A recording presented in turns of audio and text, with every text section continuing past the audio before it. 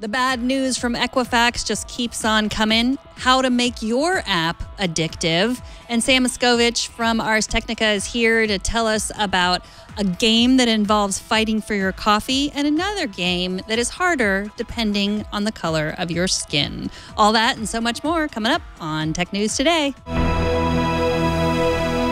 This is Twit.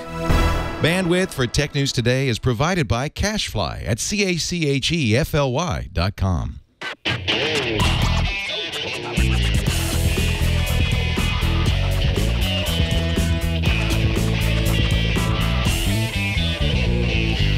This is Tech News Today, episode 1849, recorded Friday, September 8th, 2017.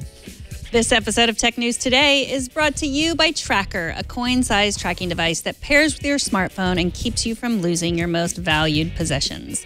Visit thetracker.com right now and enter promo code TNT to save 20% off any order. Welcome to Tech News Today. This is the show where we slide the tech news at you. We slide it on a tray. We slide it over to you, and you decide whether to take it or not. Take it!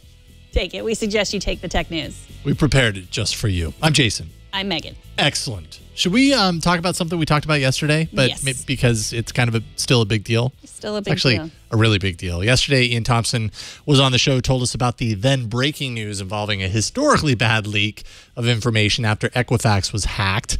A day later, and that hangover feeling just isn't gone yet. In fact, we're now coming to terms with the fact that this could be the worst breach of personal data ever when you consider the combined package of information obtained: full names, social security numbers, birth dates, addresses, and driver's license numbers, all in a nice package wrapped in a bow. Literally everything that a criminal would want to verify that they are in fact you, even though they're not. Dan Gooden from ARSTechnica points out that hostile governments, criminal gangs, and pretty much anyone else who might want to purchase this high-value information has all they need to confirm to businesses that they are in fact you, even though they're not. And just kind of the fact that the long-term ramifications are pretty crazy when those of us who are affected, and more than half of all U.S. adults are affected, though we'll find out more as the weeks go on, try and get bank loans, try for credit cards. I mean, you could probably expect a whole lot more scrutiny. We don't know what kind of changes are going to happen, if any, to kind of the Social Security number system when more than half of all of them are fully exposed and on the black market. It's just like thinking about what this actually means. It's just kind of a crazy scenario. I don't know what the solution is. Yeah, it feels a little bit like end times when it comes to privacy at this point. What's the point? I'll just go ahead and tell you my social security number. It is... Don't. I don't want to know. I don't want to know. Okay, well, I don't know where to start.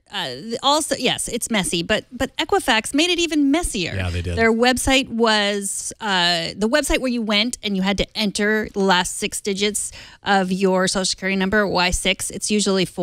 And don't you already have that information right. anyway? Was not as secure as it could have been.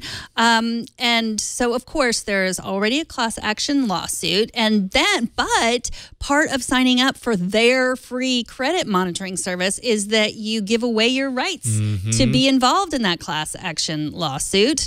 So you waive your rights. Plus, who wants to sign up for their credit monitoring service? They already messed up badly.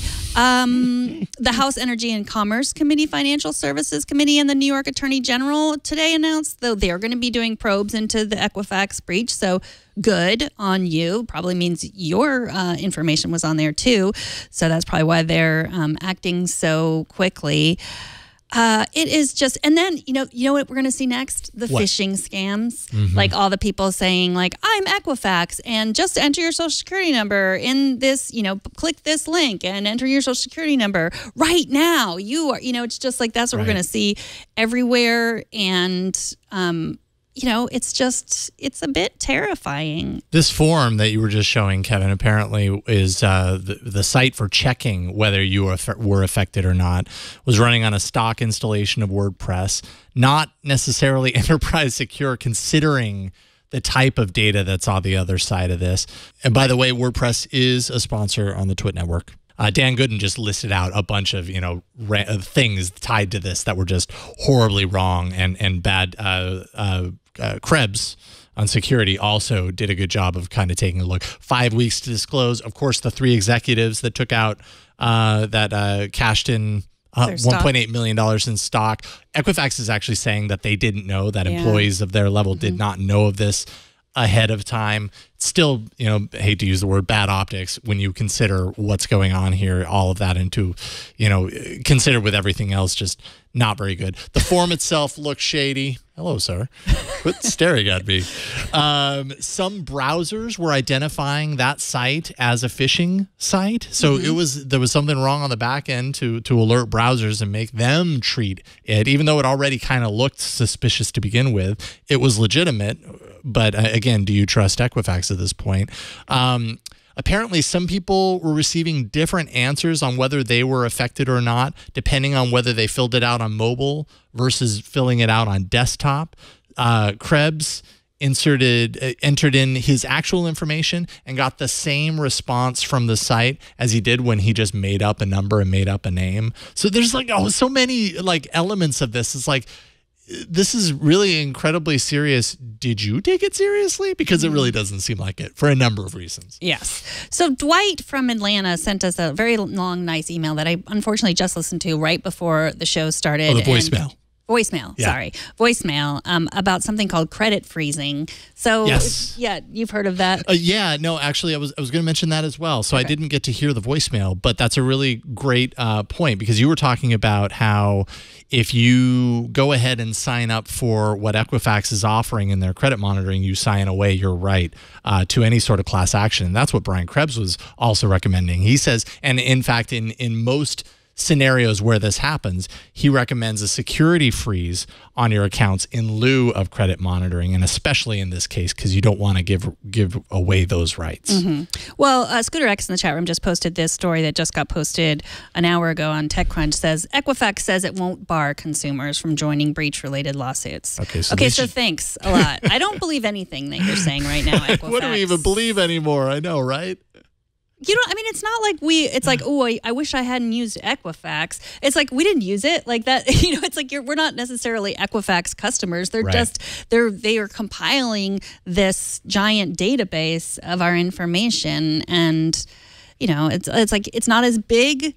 It makes the Yahoo hack sound like, I don't know, going to a candy store because that was just our account number, right? Or account name and password. The number of people affected in the Yahoo breach was right around 1 billion, I think, on the high end. So that makes it sound more like it's a bigger deal. But what you have here is so much more potent. It's not just hashed passwords or whatever the case is. It's like literally all of these identifying things that in combination are what people use to sign up for loans, to prove that they are who they are, to keep things off, bad items from hitting their credit report. Yeah, this is just all around really bad. I'm curious to know how it'll be treated. Farhad Manjoo, the New York Times, is saying that regulation needs to happen because in other industries, if your primary focus is to analogous to this, protect the data, and you don't, and that causes the ripple effect that we're seeing now, then apparently you can't be trusted to do that, and regulation needs to happen to ensure that you do, because this is just too big to ignore and to leave to chance. And Loquacious in the chat room is saying they charge to freeze the account. That should be free of charge. I think it's a state-by-state law. They charge in some states and not in other states. So... Yeah, if there is a charge, Equifax, you should be paying for that. Well, right? and yeah, I think about all the people in Houston and Louisiana and Florida, and like they're having and people who have to evacuate because of the fires on the West Coast. It's like this is the last thing that they need to do on the list. Do they need to do it immediately? Like, or if I were a hacker, I would be like, oh, let's hack. Let's get someone in Montana whose house just is part of the fires, and so they're not around. They're not thinking about it. Let's get someone in Houston. Let's find someone in Florida. It's there's so many people that this is the last thing they're thinking about it, and they shouldn't have to think about this. Yeah. Welcome to 2017, I guess. Well, thousands have taken to the streets in Togo to protest the West African nation's president, and now the Togolese authorities have blocked internet access and texting, according to Dyn, a company that monitors internet traffic. The stoppage happened around 9 GMT yesterday morning and has been confirmed by the independent organization Internet Without Borders. Meanwhile, residents reported being unable to use SMS text messaging earlier this week. The move is widely seen as a way for the government to attempt to stop the protests. So this images and video are still coming through slowly. People are going to Ghana, which is right nearby, to use their internet access. And they're fighting against the 50-year reign of the ruling family, even though they have voted previously voted for term limits. Yeah, I was going to say SMS is a good way around this because Twitter, for example, started, with the 140 character limit because you can tweet to it, at least to get the message out there. But like you say, SMS text messaging not working. So really, it's all seems to be shutting down for the most part. This is really about limiting the coordination of the demonstrations, because as we've learned, social media is really good at that type of coordination. It's a really powerful tool for that sort of thing. So really disappointing that that's happening, but certainly not without precedent in this area. But it is a violation of international human rights. According to a 2016 UN resolution, internet shutdowns are a violation of international human rights protections for free expression and access to information. And I think, I mean, as evidenced by the fact that the internet was disabled on Tuesday evening, and then Wednesday, there was something like around an estimated 1 million people turning out in the Togolese capital for these protests. So the word still gets around, but I suppose before the internet, things were organized as well. So where there's a mission and there's a purpose, it's going to happen. But yeah, no good. Two-factor authentication is key to protecting and securing your accounts online. 2FA via SMS is better than nothing, but still has its own flaws that we've talked about in the past. Hackers can hijack SMS codes many times by social engineering with a carrier call, as simple as that, in order to authenticate as you. The top 4 U.S. mobile carriers today announced a newly formed coalition called the Mobile Authentication Taskforce to take a look at the current system and its weaknesses and then devise something new in its place. They want to create an open system that works across all networks, that's interoperable with the solutions that are already out there. And I mean, I suppose carriers working together, but I mean, just based on the information alone that carriers have about their users, are in a good position to be able to determine if you are in fact you, if you're, if you're authorizing something from a place that it knows you actually are.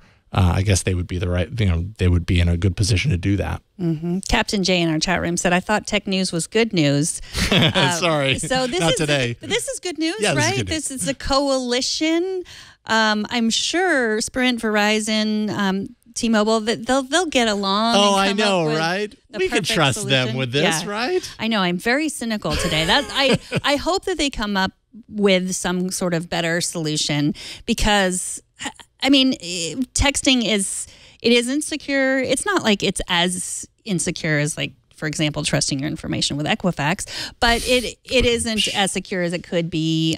So it would be better to have a better solution, like something like Google Authenticator or LastPass Authenticator, something that is easier and that all of the services use. But I don't see them working together quickly to come up with a solution, but I hope. Yeah, I think they want to have something, I believe, I saw somewhere by 2019. I could be wrong on that, but they're hoping for it to be relatively fast in the grand scheme of things as far as... They said sometime next year, which would be 2018. Okay, well, there you go. We'll see if that happens. There's definitely some people out there that, well, actually, there's a lot of people that don't trust their carriers and worry if the carriers are the entity that you want to trust your passwords and that whole, the mechanics of that with.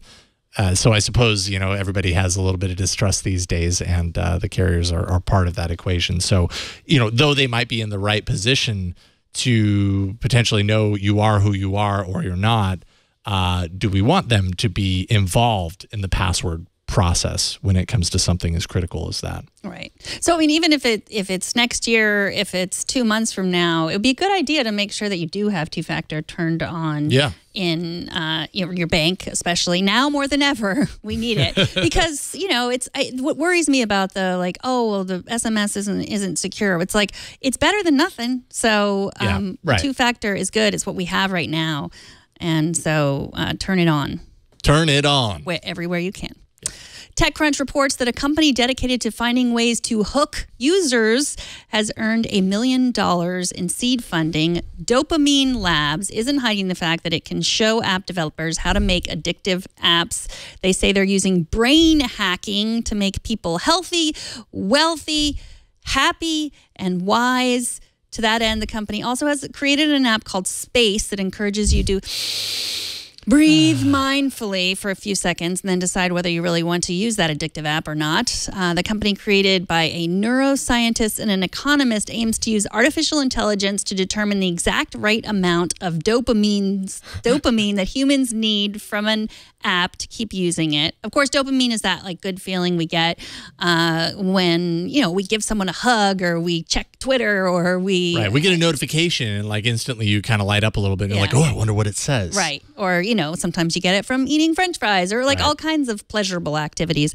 And so they've figured out how to do that in an app with code, which is this story was just very interesting to me because they're openly saying we will help you create an app that people will be addicted to. Isn't that wonderful? But at the same time, they're saying, we just want to bring joy.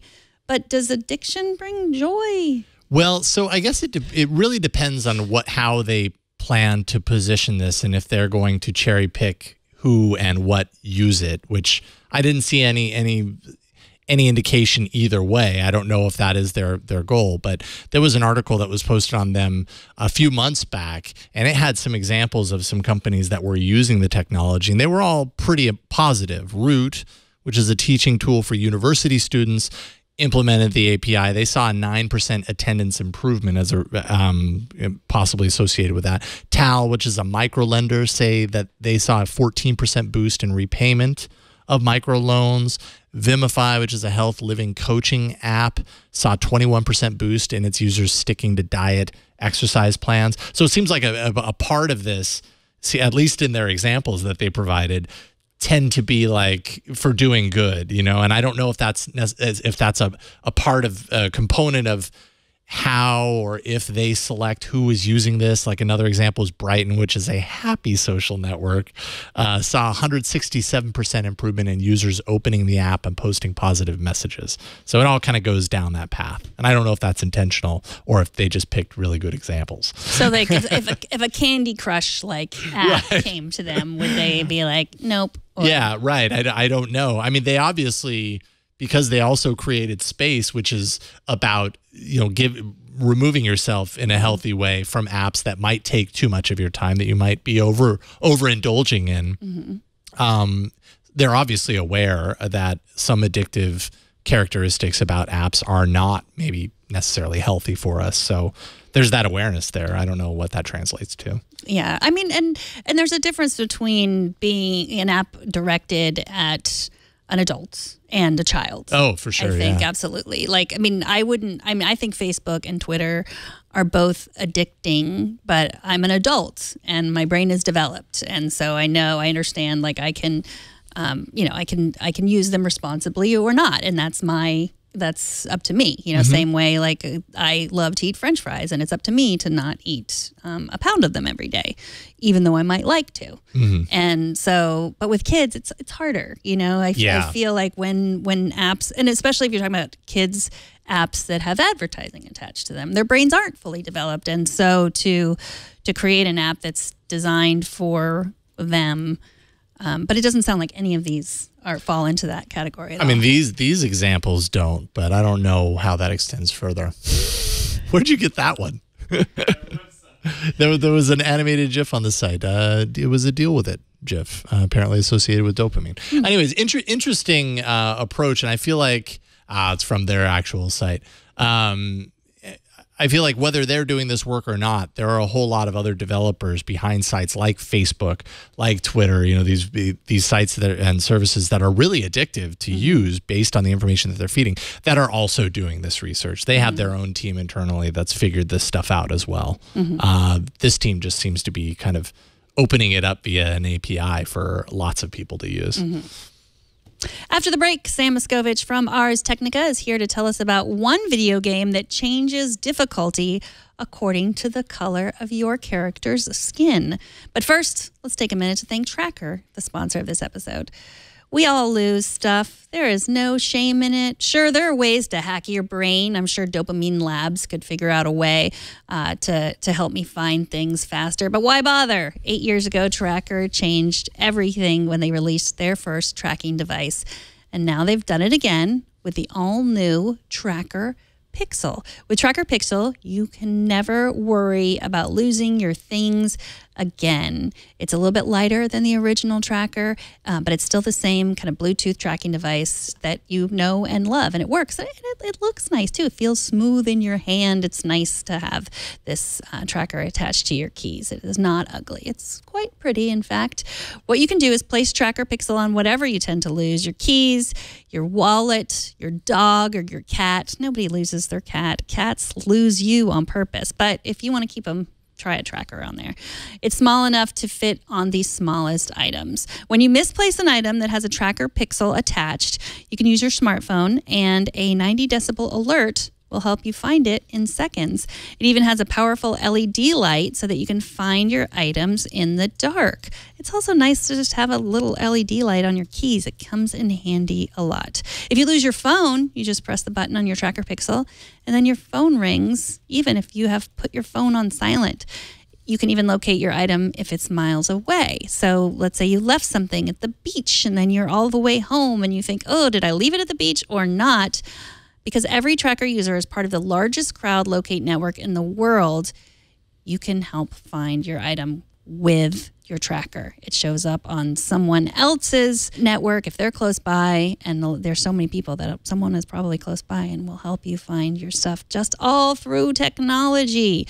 Tracker also has a 30-day money-back guarantee, which means you truly have nothing to lose. Go to thetracker.com and enter promo code TNT. Entering that promo code lets you save 20% off any order. Plus, they know that we sent you there. That's THETRACKR.com. Promo code TNT for 20% off. It's been a good week for gaming, and Sam Miskovich from ARSTechnica is here to tell us all about it. Welcome back to the show, Sam. Jazz hands. I think he knows jazz hands. That's all I got. All right. Well, Destiny 2 is consuming the lives of many these days. You say you're excited to play the first 15 hours again. Tell us about it. Well, that article came out before the game was out, so now I'm well past 15 hours. But Activision and Bungie were kind enough before the game came out to invite me out to their weird hotel meeting space right down the road from their actual studio to play through the game before it was out, so I could talk to fans right before the game came out and say, should you buy it? And the answer is not necessarily go out and buy it right now, but I actually enjoy the game. Now, I like a first-person shooter. I like jumping in and shooting at aliens and having the whole power fantasy of that sort of thing. But I never fell for the first Destiny. From the very beginning, that game to me launched in a state where it didn't know what it wanted to be. It hinted at this wild exploration of space, but it never let you actually fly in a spaceship. It hinted at playing it all the time and interacting with friends, but it didn't have all that World of Warcraft stuff that I wanted, like crafting. It also ran out of steam way too quickly. And what I was able to ascertain from that first 15 hours and then since then, while I've been playing the full game, is that there is stuff to do and it understands what it is and what it isn't. Destiny 2, like the first one, does not purport to be much more than shoot at a bunch of things with your friends over and over and over. Some of it is very repetitive because it's wanting you to get in and play it again and again to get better loot. The more you play, the cooler your guns and your armor will look. and the more interesting, weird tricks they will do. That has not changed. So if you're looking for a game that has 40, 50, 60, 80 hours of discrete story, not so much. But if you're looking for a game that you can play with a couple of buddies every night in a sort of chat room kind of way, a glorified chat room, which is sort of what I always thought World of Warcraft was best at, Destiny 2 also nails that, so long as you don't mind holding a video game controller and doing twin stick shooting at a bunch of stuff. I'm having a really solid time with it so far. There is a lot going on with this game. Do you like it better than World of Warcraft, or is it just different? I'm not a World of Warcraft guy. I'm not a guy who likes to sit and I don't like to click on a bunch of things over and over and over. I like a game that has some skill to it. And what I think Destiny 2 is really good at is understanding, okay, this is kind of like Halo. It's from the company that did originally bring us Halo, and it feels like Halo because World of Warcraft is a math game. You need to have all of your stuff up to a certain level if you're going to have any chance against harder content. And Destiny is more akin to no matter where you are in the game, enemies will scale up or down to be as hard as the game wants them to be at that point. So easy enemies will always be easy. Bosses will always be a little harder. Super giant crazy bosses will always be super giant crazy. You can't just get a fancy shiny gun and wipe them out immediately. And if you're going to play a game like this for so long, you want it to feel good the entire time. And World of Warcraft is sort of at least consistent in the kind of stuff you do the entire time. And Destiny 2 is designed to be played for hours and hours. And all the hours I've spent so far, I have enjoyed the shooting from minute 1 until hour 18. Wow. So what about the narrative? I've heard people have mixed feelings about Destiny 1's narrative. How does this compare? Mixed is putting it really nicely. The first Destiny was terrible writing-wise because they had a narrative director who dropped out with about a year left in the game, and they wiped a ton of the story, and they just sort of patched everything together. And what I also enjoyed about Destiny 2 is that it does a pretty good job of setting the stage for why you should feel like a big, badass superhero. You essentially learn from the very get-go about what it means to be the Guardian, which is the kind of superpowered character in the game, what it is you lose at the beginning of this game that you had in the first one, why that matters. And there's this consistent cast of about 5 major characters who are in your headset talking as you go through a lot of the different activities, and you get a better sense of their personalities, of their own individual stories, and how they figure into all the big stuff. Now, there's a campaign, quote unquote, that it's not very long. It's about 8 hours of just this basic, I'm going to beat the bad guy and get to the final boss sort of campaign. But Destiny 2 rather understands that you're coming back quite often to play in these little 2-3 hour chunks with buddies over a lot of time. And so it has a lot of these little adventure quests packed in where you go back to stuff you've done before, and then new things will appear with new story and new context to get a better sense of why you should care about shooting all these things over and over and over, that this giant war is so epic that you do need to dump 100 hours into it if you care about the plot. And I kind of do. So what platforms is it available now, and is it or coming to in the future? Right. Right now, you need either PlayStation 4 or Xbox One. And on October 24th, they're going to expand that to Windows PCs. And that will actually be sold through Battle.net, which is Blizzard's little application on Windows, because Activision owns Bungie, and they're also tied with Blizzard. So there's that sort of weird soupiness. But if you want to play on computer, you will have to wait until October 24th.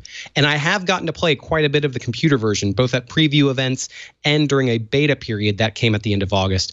And if you can wait, I would say wait. It is a lot better on PC, is the shortest version of putting it, in terms of performance, in terms of scalability. You get a faster frame rate. You don't need the most amazing computer ever in order for it to run well. You do need a quote-unquote gaming computer, but the kind that you could probably build for about the same price as a PS4 or Xbox One. But if you already have the consoles and you can't wait to play, I'm having a good time so far, even though I totally am going to end up playing almost all of this again on PC. So moving on, the new South Park game Fractured But Whole adds a little bit of social satire to the aspect of creating your character. Tell us about this. Yeah, this came alight because of some press events that unrolled yesterday, and Eurogamer was first to really jump on this story, and good thing they did. The idea is that in the original South Park RPG, The Stick of Truth, which was a total satire of Lord of the Rings stuff, your character creation, you could become one of these sort of fantasy classes. And the joke there was that one of them could be just a Jew. Like you could be a mage or a fighter or a cleric or a Jew, which is just Cartman was running the show on that one. This one does things differently for the fractured butthole in that. Yep, make sure and put a pause between butt. That's how I help. Yeah. Is that your character difficulty in the game is judged by the color of your skin. Meaning if you choose to be Latino or go all the way to African American, and by the way, I say all the way because the slider goes in the direction of intensity of complexion, the result will be more difficulty. And as Cartman explains to you, the fighting won't necessarily be harder in the game if you do so, but every other aspect of the game will, just like real life. So it's funny to see these Eurogamers discussing this. Like, I wonder, did they know, like, as they were they figuring this out as they were going through? Was this like the first discovery? Yeah. Like, This was they had the video feed while they were live discovering it, because it was the kind of event Eurogamer does a lot of video first, text later stuff. So this is pretty interesting to see that play out, especially since they've got someone who's got this sort of weird purple super hair thing going on, which doesn't really look good with really any kind of person. But I think it's an interesting sort of way for South Park to use video games to have a South Park style making fun of everybody kind of thing. It's not my pay grade to speak to exactly how good or bad of a social satire this is, but I think it completely plays into the news of our current world, that you can either look at statistics or look at headlines and sort of say that, yeah, real life is there is kind of a difficulty slider that is applied when the color of your skin is taken into account. I think it's brilliant. I've seen a lot of people talk about it. And I don't know what you guys think, but I think it was a good move on their part to sort of let a very simple decision in the game speak to a greater social issue without having a lot of text on top of it. There is also about what gender you pick and sexuality you pick are included as parts of your character creation. These are not about difficulty slider. Instead, there are some jokes played in the game, because the idea is that the first game you had to be a boy. And you had to be a cisgendered boy. So if you choose not to be those things, then the game will then retcon, as it were, how that makes sense with the original game, in that sort of comic book way of things being retconned and re-explained after the fact. So I think that's more of a poke at comic book retconning than it is about gender issues. Well, from what I read, it's characters will treat you differently if you are a girl or a boy, which also can mirror real life. So. Absolutely. And we're going to have to wait a while for that. I loved the first RPG in the South Park series, The Stick of Truth. This one has taken quite a while. It's been delayed a bunch. So I don't know if that's good news or bad news. I do know the last game had so much content packed into it that it felt like essentially a full-length film's worth of South Park comedy and writing. So I expect that to continue. And if it's even anywhere near as entertaining and funny as the first game was, then I expect this one will do just as well. Well, as we've said on the show before, South Park is not always my cup of tea, but I do like this, and especially the Eurogamer video, because it just shows how uncomfortable we are talking about race or gender, and it's just, it's for anyone. Like, when we need to talk about it more, and it makes everyone feel a little uncomfortable, so it's good, and I think that is always what South Park has been good at, making people feel uncomfortable. Yeah. And I think when it comes to issues like race, when you humanize, when you are interacting in a game and things happen to you because of race, that might be an experience that a kid in the suburbs would not otherwise really have in terms of the friends they have or the stories they read in the news. So I'm a huge proponent of anything that takes social issues and finds a way to humanize them. And I thought the last South Park game was awesome in terms of taking the idea of South Park and making it more interactive. So slam dunk already for me. Hopefully it's carried out as well as it seems to. So we missed you last week. You were at PAX. What can you tell us about your experience? PAX! That's how I always react. Sorry for the sound guy for all the screaming I'm doing. I had a really good time at PAX West, which Seattle people call PAX Prime since it was the first PAX. Now there's 5 million. There's one in South, which is San Antonio. There's one in Boston. There's one in Australia. Lord knows what other ones. Oh, they've got a board game one in Philadelphia coming in November. But there are a lot of games, too many video games too many video games. There were so many video games at PAX, but there were a few that we put a spotlight on. We're going to have a feature up at ARSTechnica on Monday with our 10 favorite undiscovered or small gems, along with some honorary picks. And two of my favorites I'd love to talk to you guys about. One of them is called Forgotten Anne. The word forgotten is misspelled because it's an anime/manga sort of thing, and they love misspelling English words for some reason. But you are a woman in this strange medievalish slash oh god, what's the word, steampunk, sort of a steampunk world, Lovecraftian, where everything looks like a Studio Ghibli production. Everything is hand drawn, or all the 3D stuff is done in such a way. If you're watching on the video feed right now, this is all in-game action, and there's a lot of camera pans and zooms whenever something happens that makes sense for the camera to pull in and out of and make it look like you're inside of a fully hand-drawn, animated by a team cartoon. Wow, that looks gorgeous. Really cool. I'm calling it the Cuphead of puzzle narrative adventure games. Cuphead is coming out pretty soon on Xbox. It's also got this wonderful hand-drawn style. But Forgotten Anne mixes this wonderful aesthetic with surprisingly solid narrative. You get to make a lot of choices as far as what happens, and the narrative diverges accordingly. You've got these puzzles you have to figure out by scanning the world and discover these secret anima, hidden powers inside of things. All these inanimate objects come to life. At one point, you have to decide whether or not a scarf that has like a little boy's voice inside of it lives or dies. And then your next friend is this like chair that talks to you. It's got, I like to think of that in a very Pee-wee's Playhouse sort of way. So that does a lot for me, and as an 80s kid. Huge fan of this one. And it's Square Enix is putting this out on their sort of collective label. They've been publishing more indie games, and these guys made it all by themselves. And then Square Enix said, we want to publish this. And I think that's really cool. So I don't have a release date for that one handy, but I'm really looking forward to that. And you guys asked me to mention another one, and I've got one called Coffense, which is the worst name for a video game. Coffee plus offense. But it's a really slick kind of twist on the world of Smash Brothers fighters. Now, Smash Brothers started out as this series where fighting was simpler. You didn't need to know all these Street Fighter fireball joystick commands. You could just get in and fight. But that series has gotten super complicated. Coffense keeps things quote unquote simple. You may not agree, but you hold a coffee cup and your opponent holds a coffee cup, and they're essentially attached to little yo-yo strings, and you're trying to hit the other person's cup without your cup getting hit. Now, anytime the coffee cup is hit, then you at that point have to try and get the little drop of coffee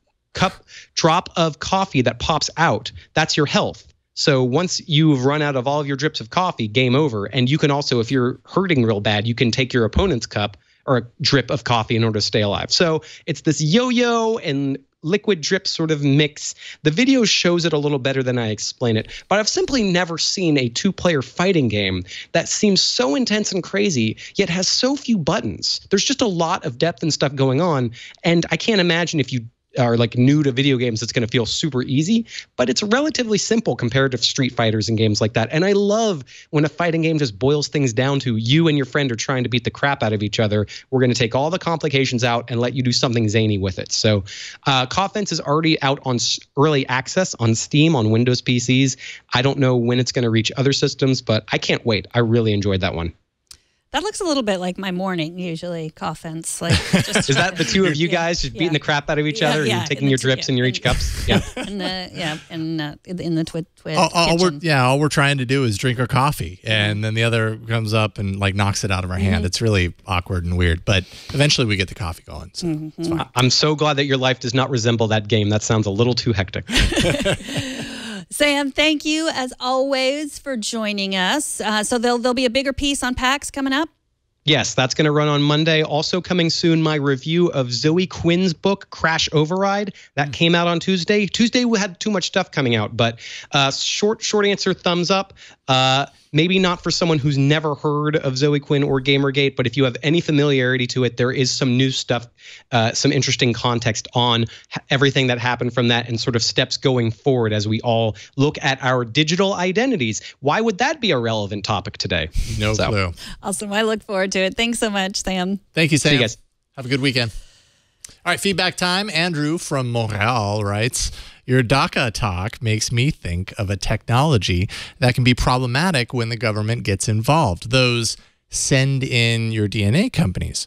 For example, 23andMe, which is a sponsor, by the way, or Ancestry DNA. He says, who could be forced to reveal your information. May I suggest one-time use credit cards to pay for the service and to rent a P.O. box in the name of John Hancock. Yeah, I mean that kind of ties in with what we were talking about the other day in relation to this, is that you have all these reasons, all these intentions for why sharing the information could be useful, could be beneficial. You just don't know the long term. Like what is the long term ramification of that? We never know, and maybe there is none. But it's quite possible that there is none. But you should at least understand that there very well could be. You just never know. TNT's fan of the day is Danny Skarka on Twitter, who sent this picture saying they are talking about Android, so I have no idea what they are talking about. Yes, Danny actually runs a media studio in San Francisco. I've met Danny quite a few times. Have you ever seen his feet? I've never seen his feet. This is the first. This is the first time seeing Danny's feet, I will be honest. Show us how your feet watch TNT. Just record a video or take a picture of yourself or your setup. Post it on Instagram, Google+, Twitter, or Facebook. Please use the hashtag #HowIWatchTNT. And we will find it. All right, finally, Red. They're the ones that make all the 4K crazy cinematic cameras. Announced a few months back that it has a smartphone. We talked about it, I think, called the Hydrogen. That's in the works with a cutting-edge holographic display technology in tow. Now, Red CEO Jim Jannard has announced that the display partner is Leia Incorporated. It's a spin-out of HP Labs. The technology actually utilizes light field technology, the same tech that's used in the perspective shifting Litro camera, as well as the as-yet-unseen hardware inside of AR startup Magic Leap. But it's, the demo that they show literally shows stuff jumping off of the screen. And basically what they say about this technology, it's a traditional 2D display underneath, so it can do your normal 2D stuff. But the light field technology is stacked LCDs with multiple directional backlights shining in different directions. That's what actually produces the elevated kind of 3D effect with no need for special glasses. So I'm curious to see if this is just hype or if it's the next generation of smartphone technology. Well, so is it the same as, did you make, a couple years ago, there was that YouTube video of how to make a hologram. I think they didn't call it a hologram. It was, help me out here, it was some kind of somebody's box or something. It was like Schrodinger's cat, but it wasn't that. It was something else where you take like just plastic and you make a little pyramid out of it, and then you hold it onto your smartphone and you watch this special video, and there were like butterflies that flew around in it and everything. We made it on iOS today. Oh, cool. Kevin remembers that. It was somebody's ghost. It's not a hologram, but it's a something ghost. Oh, yeah, visual I can't remember what it's called. I did make a shark. Yeah. Somebody in the chat room is going to remember the name of this. I'm blanking on it, but I know what you're talking about. It's actually very often used in like magician magic tricks on stage or whatever. I can't remember. I'm waiting. I'm like delaying because I know someone in chat is going to get it. Someone's ghost, and I can't remember the name. But you can. Let's just call it Schrodinger's ghost. Yeah, sure. Why not? I'm a Pepper's ghost. That's ghost. Yeah, I'm not sure that this is the same thing as that. This maybe. I mean, the same sort of technology. I mean, basically, from what I understand, and I want to see it in person to see what the actual effect is. But they're talking about shining light through those different LCD screens in 4 different ways to get that elevation. And then from a content creator standpoint, the creators, have a 4-camera setup to shoot the required angles or whatever. So I don't know if that's the same thing or not, because I think that involves a surface on which to shine it. And from what I'm seeing here, it really just seems like it's bouncing out of the screen, but I don't know how believable that actually is. And so did you watch the video of the phone? Of the actual phone that was going to have this? There was the Hydrogen? Yeah. What video? Yeah, it was, I missed that. It was Marquez Brownlee's Oh, video. yeah, he did post a video on that. I did not see that, though. Yeah, it looks, it looks very industrial. Like, it's not an attractive looking phone. But I don't think this is going to be something that everybody wants to have immediately. Maybe they will when they see that it's like 3D and jumping out at you and stuff. Yeah. I don't know. We'll see. I would love to see it. It's running Android, I think. So, yes, please bring it on. TNT records live every Monday through Friday, 4 p.m. Pacific, 7 p.m. Eastern, 2300 UTC at twit.tv/live. Please be part of the show by emailing us, tnt@twit.tv. You can also leave us a short voicemail, 260-TNT-SHOW, and find us on Twitter at Tech News Today TV. And subscribe to our show, twit.tv/TNT. We really want you to subscribe, even if you watch live. If you haven't subscribed yet, please do. And if you want to tweet at me to explain why you haven't subscribed, I need you to do that at Megan Maroney. Needs you to do that. It's an essential part of going forward with this.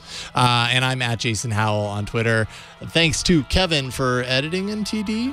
Both things. He gave me a shrug and an I guess. So we'll go with that. Thanks to Mario for helping out in the studio. And thanks to you for talking tech with us today. We'll see y'all on Monday. Have a great weekend. Bye, everybody.